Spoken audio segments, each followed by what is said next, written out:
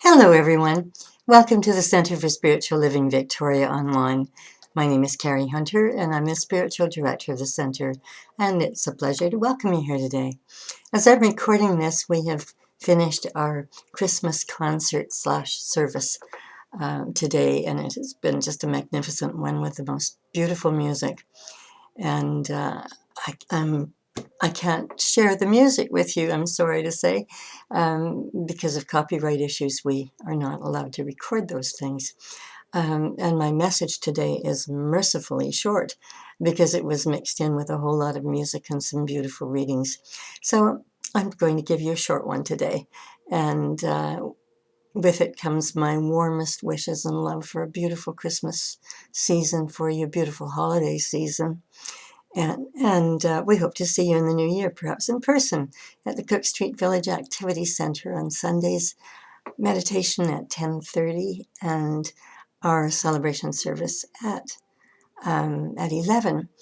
And it will be our New Year's Day service where we will be doing a burning bowl ceremony to release the past and a white stone ceremony to uh,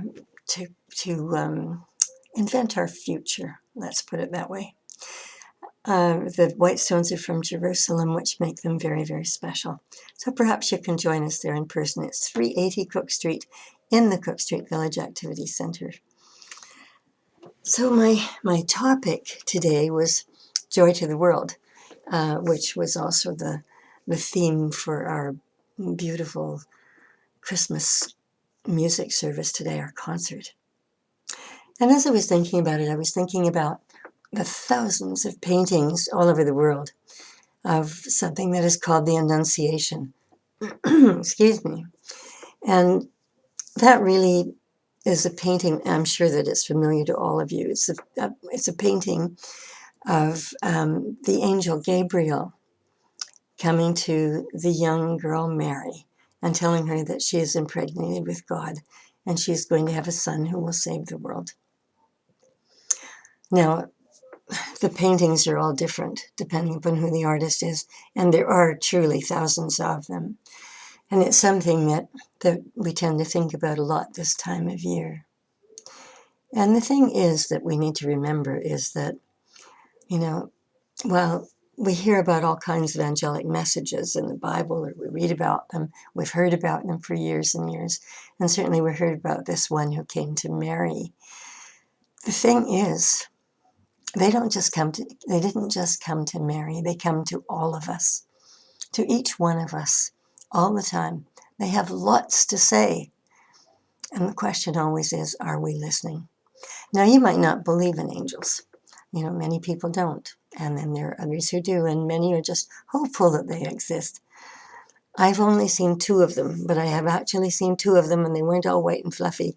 If they were, I would have thought I was making it up, but it was a very beautiful spiritual experience. But I have a friend named Denise Hagen who sees angels wherever she goes, and she sees lots of them. And as I said to our folks this morning at the center, if Denise were there, she would be saying, this room is filled to capacity with angels. They're in front of you, they're behind you, they're beside you, they're above you. They're everywhere, and there are so many of them. She and I used to do workshops together, and she would always talk about how many angels were in the room.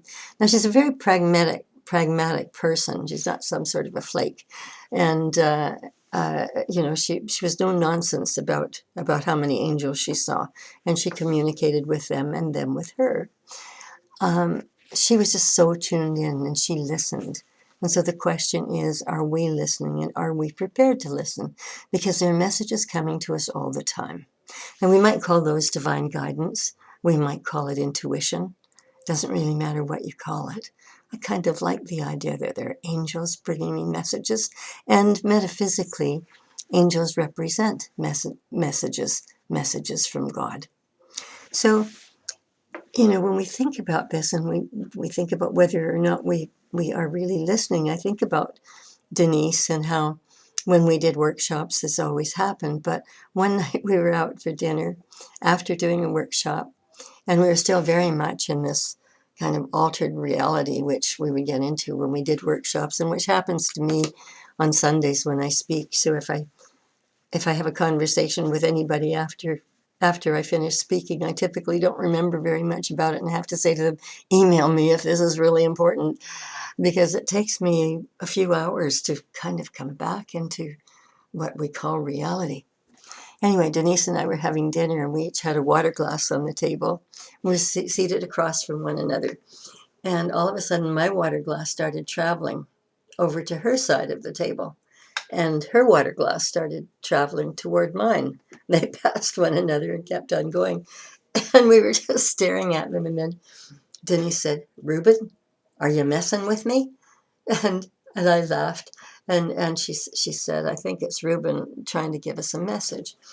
And then she said, "No, it isn't Reuben." She said, "It's the angel Akasha, and she is behind you." She said, "She's enormous. She's behind you." And she said, "You're kind of sinking into her and then coming back out again and then sinking in and coming back out." And that was just a typical conversation after a workshop with Denise. But I think about it a lot. And I think how wonderful it would be if we all could see them and see them all the time. But the thing is, if we're going to get acquainted with them, we have to start listening to them. And we have to decide just exactly what we're going to ask, what we're prepared to listen for, and what we're prepared to do about it.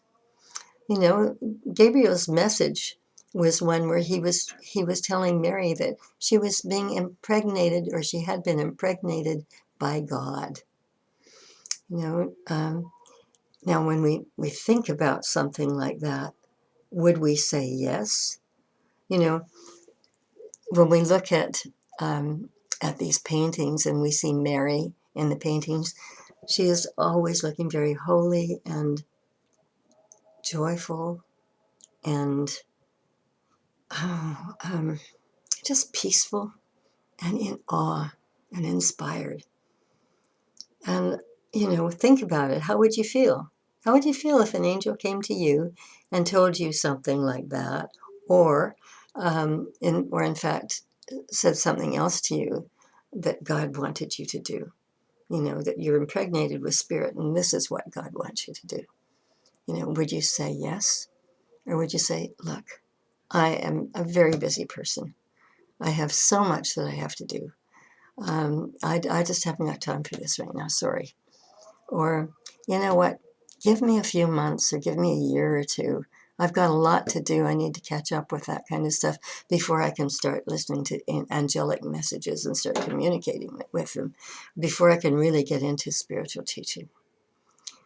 It's very easy for us to stay in our ego minds and to ignore the fact that we do have spirit within, that each of us is spirit having a human experience, that our bodies are containers of God stuff.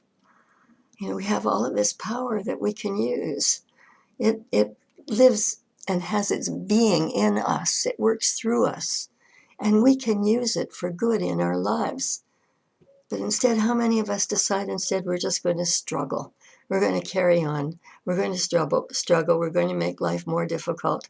And the thing is that when we do that, then whatever it is that we're struggling with, even if we think that it's past for a bit, it will come around again, so that we will have another opportunity to go to God, to go to Spirit, to see that whether or not we're prepared to accept guidance then.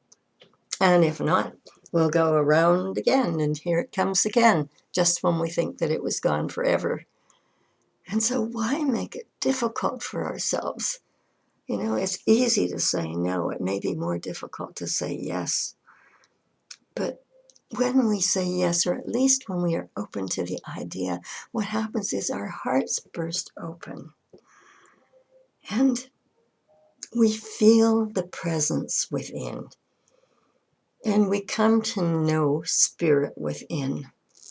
And we realize how we can use this for our good, how we can use this with prayer, with meditation, how we can use this to heal relationships, to forgive, to do all of the things that we really need to do to live in spirit and to have happy, positive, rewarding, and enriched lives. We need to remember the truth. And when we do, our lives get better. And we release the fear. We release the anxiety. And then we're able to live in peace, in love, in a state of grace. And, I think a lot of people, and I was once one of them, thought that if I got really spiritual, that everything in my life would shift and would not shift for the better. I mean, I might become a more spiritual person, but I thought that maybe people would think I was weird. And the jury's still out on that one. I haven't taken a poll to see whether or not that's so. But I had concerns along the way. Well, maybe I'll wait till the next lifetime. Because it just might be too difficult, too challenging this time around. And, I might lose friends and, on and on and on, all of the silly things. And came the day when I could no longer say no. I had to say yes. There was absolutely nothing more that I wanted to do than to be fully immersed in spiritual teachings. And ultimately it led to ministry, which I wasn't expecting. And life changed. And the thing is that, yes, we change because we're more positive, we're happier, our lives work better for us. But we're still just regular people. We're not different from anybody else. We still have the same kind of personality. We laugh at the same jokes. We love the same things. We're not going around, like monks on a mountaintop or going into convents. We're having just regular lives. And we're not going around talking about spirit all the time. We're not standing on a street corner preaching. We're just regular people who happen to have a really deep, wonderful connection with spirit because of our faith and because we believe. And so this Christmas season, I invite you to open up to this love in your hearts and to just feel that love and that compassion for others and, the great gifts that come with spirituality. Knowing that you're just a regular person, but you're on a spiritual journey, a journey home to God. And when that happens, what the angels are saying, I think, when we listen to them, is that they form an angelic chorus and sing joy to the world. Let's join together as a worldwide chorus, singing joy to the world and feeling that joy and that love and that grace this Christmas time and always. And so it is. See you again soon. Have a wonderful, blessed Christmas and know that you are loved. And so it is.